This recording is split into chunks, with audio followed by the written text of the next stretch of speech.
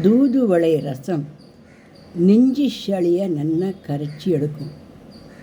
அந்த தூதுவளை ரசம் எப்படி பண்ணணும் அப்படின்னா, தூதுவளை கீரையில் முள் இருக்கும், கையில் குத்திக்காமல் அந்த கீரைகளை ஒரு ஒரு அந்த அளவுக்காவது கொஞ்சம் ஒரு கை இப்படியாவது நம்ம எடுத்து நல்லா அலசி வச்சுக்கணும்.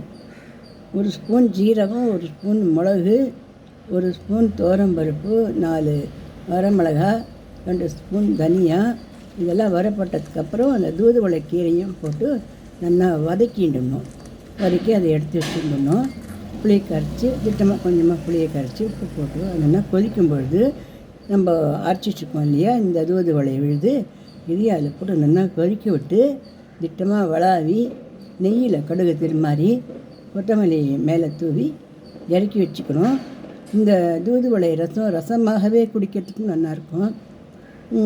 அப்படிக்கா காரமாக இருக்கும் அப்படின்னு நினைக்கிறவளாக இருந்தால் கொஞ்சம் பருப்பு தடவியும் இந்த ரசத்தில் ஊற்றிக்கலாம்.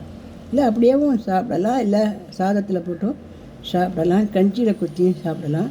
எப்படி சாப்பிட்டாலும் அந்த தூதுவளை அப்படிங்கிறது நெஞ்சில் கபம் சேர்ந்துட்டுருக்கு இல்லையா, கபம் சேர்ந்தாக்கா அந்த மூச்சு விட முடியாத அந்த மூச்சு குழாயெல்லாம் கொஞ்சம் திணறலாக இருக்கும், கொயின்னு சத்தம் கேட்கும், ரொம்ப கஷ்டப்படுவார். வயசானவளாக இருந்தாலும் சரி, குழந்தைகளாக இருந்தாலும் சரி, அந்த சளியெல்லாம் நல்லா நீக்கி நல்லா ஆரோக்கியத்தை கொடுக்கும். எனக்கு தெரிஞ்ச உறவினருக்கு கொரோனா சமயத்தில் நான் அந்த தூதுவளை ரசத்தை அடிக்கடி பண்ணி கொண்டு கொடுத்தேன். அவளோட நோய் நீங்க அவள் ரொம்ப நல்லா இருக்கா இப்போ.